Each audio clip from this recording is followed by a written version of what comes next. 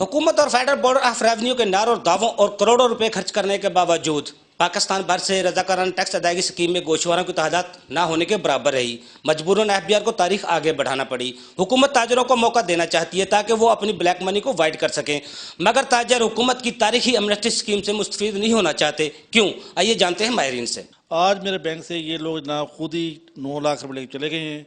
मुझे कोई इन्फॉर्मेशन, कोई लेटर, कोई कुछ नहीं है। इस वक्त गवर्नमेंट और बैंक मिलके ये अवाम के पैसे पे ये डकैतियाँ डाल रहे हैं। जितनी भी एमनेस्टी स्कीम्स हैं उनमें से सिर्फ 2 स्कीमों को कामयाब स्कीम कहा जा सकता है, जो कि एक 2000 में लॉन्च की गई, दूसरी उससे भी बेहतरीन जो 2008 में लॉन्च की गई। वजह ये नहीं है कि एमनेस्टी को लाना मुश्किल है, वजह यह है कि एमनेस्टी की पॉलिसी बनाने वाले लोगों के पास कितना दिमाग है कि वो टैक्स पेयर को कायल कर सकें कि भाई ये इतनी सादा चीज़ है कि आओ और इस पे मर जाओ। हुकूमत पाकिस्तान ने जो टैक्स एमनेस्टी स्कीम का ऐलान किया वो सिर्फ और सिर्फ ताजर तबके के लिए है। इसमें इंडस्ट्रियलिस्ट के लिए कोई गुंजाइश नहीं रखी गई, जबकि इंडस्ट्रियलिस्ट मुल्क की लिए रीढ़ की हड्डी के हैसियत उनसे लोगों का हज़ारों लोगों का रोज़गार वाबस्ता है। जब तक एग्जिस्टिंग टैक्स पेयर को इम्यूनिटी नहीं देंगे या एमनेस्टी उनके लिए अनाउंस नहीं करेंगे, इनका टैक्स बजट पूरा नहीं होगा।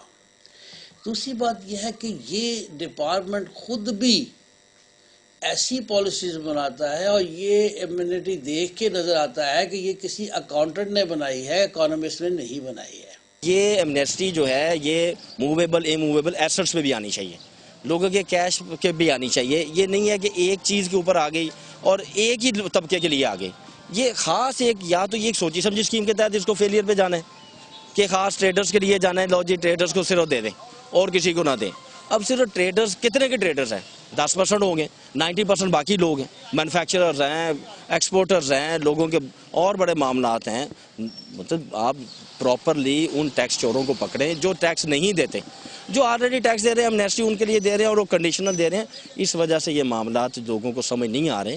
बेहतर यही है कि इसको रिव्यू किया जाए और फर्दर जो 2 साल हैं उसके लिए एक ऐसा लाएअमल हो कि हर साल का एक नोटिफिकेशन हो, एमनेस्टी हो। इस एमनेस्टी का एक फ्लॉ ये भी है कि पेंडिंग प्रोसीडिंग के ऊपर कोई ये बिल्कुल साइलेंट है। अगर किसी टैक्स पेयर की प्रोसीडिंग पेंडिंग चल रही है और अगर वो एमनेस्टी अवेल करना चाहे तो वो अवेल नहीं कर सकता, क्योंकि टैक्स पेयर को बेनिफिट नहीं है ना इस चीज़ में।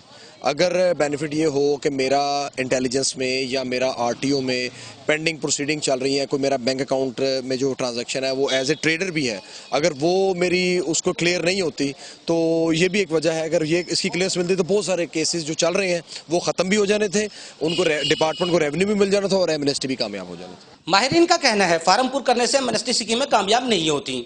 एमनेस्टी स्कीमों को कामयाब बनाने के लिए 2 ही तरीके कार हैं।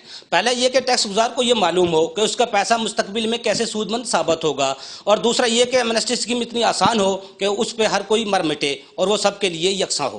प्रोग्राम टैक्स और आवाम के लिए कैमरामैन शहबाज हसन के साथ अफजल अयूबी, लाहौर।